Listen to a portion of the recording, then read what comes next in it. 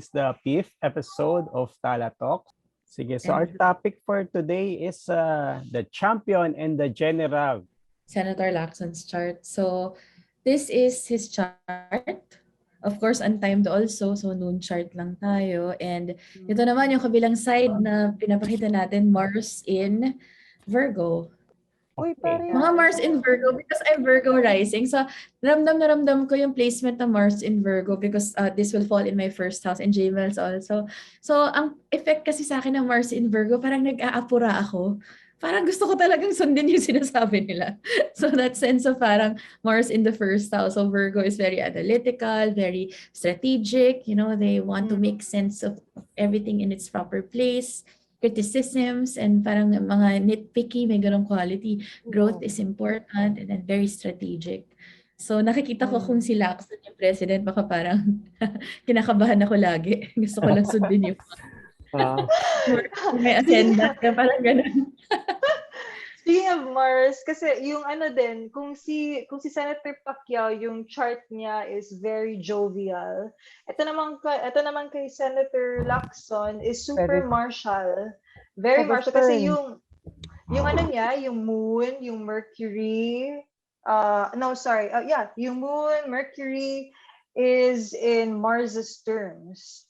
So, kumbaga like parang si Mars may say din kung ano yung parang galawan ng moon tsaka Mercury niya. And then the moon and Mercury is usually used to signify the person's quality of mind, yung parang soul. So kung paano niya siya mag-process ng thoughts niya, paano siya mag-isip, paano siya mag-internalize. So yun, very martial. Yeah, and then yung Mars niya in Virgo, may mutual reception by term with Mercury. So parang nag-fit dun sa sinasabi ni Luan na very strategic, very analytical. Kasi even though Mercury is in Cancer, even though Mercury is in a water sign, which is very contemplative, yung parang pensive, may connection sila ni Mars. Parang si Mars na nag-uudyok na, wait, ano ka muna? Like, isip tayo, yung parang ganong dynamic ni Mars and ni Mercury. Yes. Actually, kung Mars, no? Sa Mars tayo muna, no?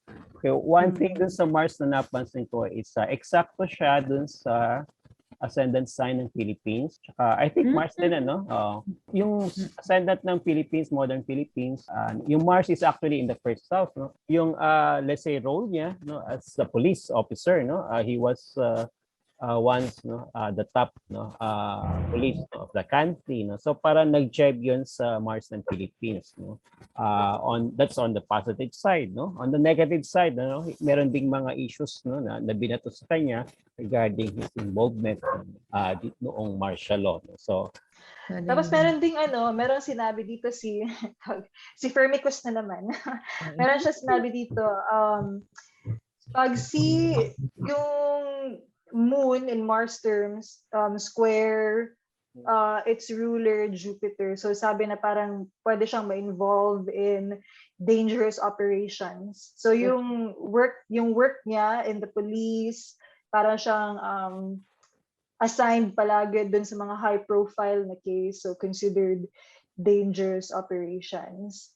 And then yung parang personal interpretation ko din dun sa moon square Jupiter niya, kasi yung Jupiter is in Sagittarius and then moon is in Pisces. So parang his internal life magkakaroon ng upheaval because of brushes with the law, kasi we're in the square aspect, and Jupiter also represents law, like the law, yung rules. Oh, no, hindi pala, Saturn yung rules, but yeah, the law itself is Jupiter. Right. yes, and his Jupiter, no, is also, dignified. And then he turns during the elections he will be 74 years old, if this is the right birthday. So that will put him in a third house profection, which is hidden also. So tahimik lang din. Wala masyadong ganap. Cadent. Yeah. May pumasok lang po sa sa mind ko, yung habang nakikinig po kay Ma'am Shara about dun sa Maternicus. Kasi ang naalala ko po, 'di ba, na-involve siya sa Kuratong Baleleng noong 1995. And 1995, I think, is a Sagittarius in Jupiter in Sagittarius, kung ita-transit natin. Yeah. Parang Yeah. ganoon, na na-hit. Kasi fit nga, po no? yung sinabi. Sinabi ni Ma'am Shara. So, Parang malamang sa hindi high profile yung kalaban niya because Jupiter is Mm. dignified. dignified. So, Pero yun. we can check the or baka wala nang yun, no? I-clarify Wala lang nang- natin yung syempre we are dealing with prominent people so we are not really saying na he was really involved I think that was discussed in the courts may mga decisions so parang what we are just highlighting is this writing Yung event. these writings from the ancient astrologers mention the possibility of an event as Kiara emphasized an event that might be considered as high profile cases okay so of course ito yung keyword all the planetary configurations whether planet aspect or what these are all tendencies okay. Tendencies.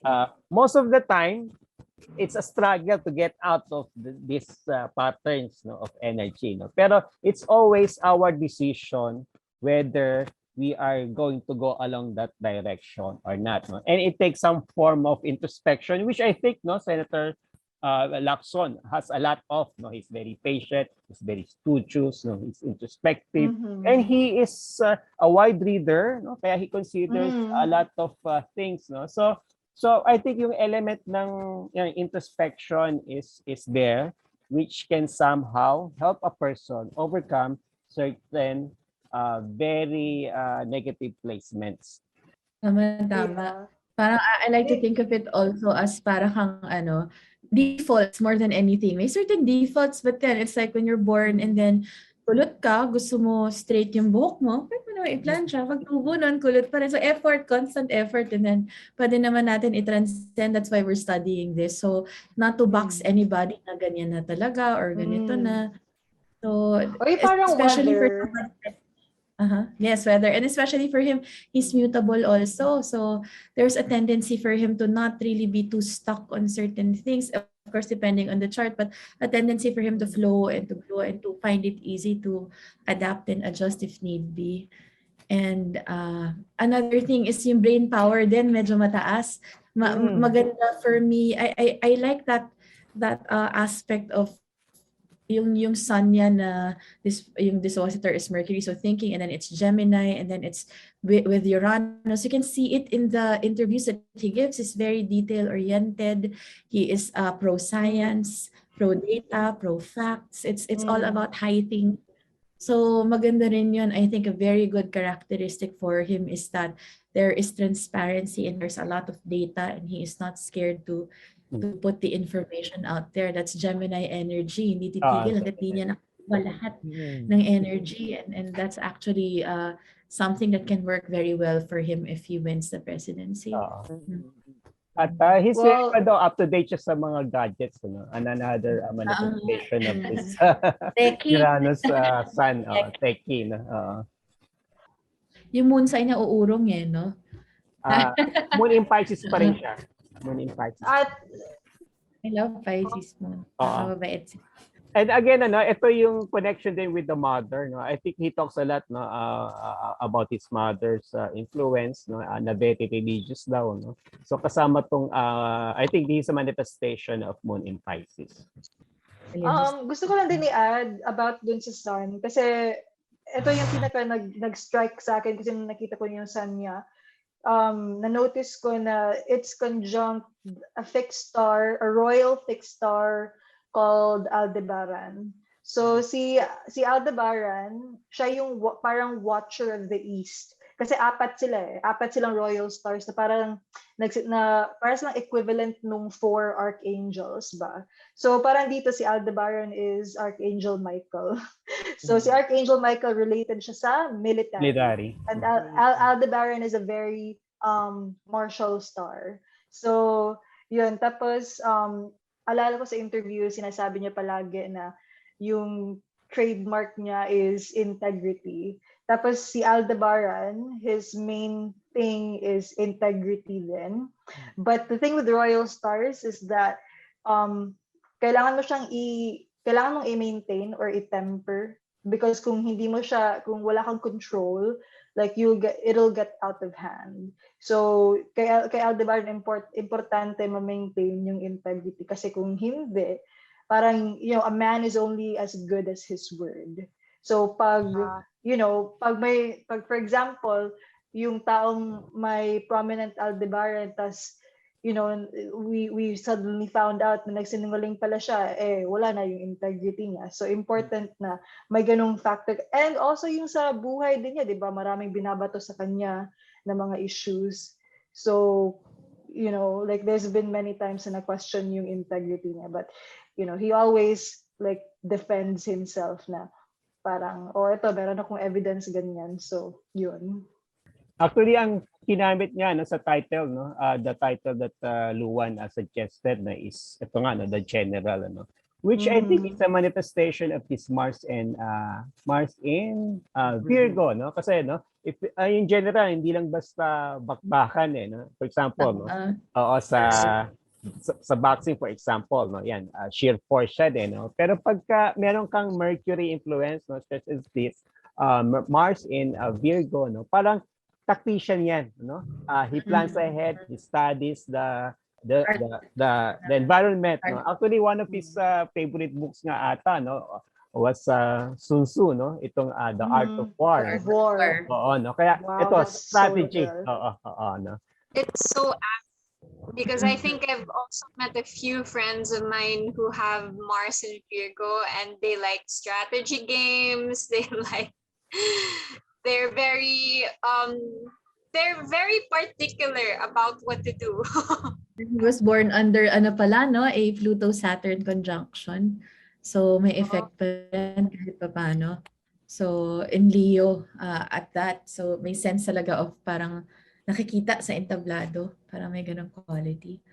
I would also like to emphasize, Saturn and Pluto, can be connected, with power struggle, with spying, which is an integral part, of how to use, manage, itong power. And somehow kahit detriment itong kanyang Saturn, the Sun is in aspecting Saturn, kaya somehow it was helped, by the Sun in general.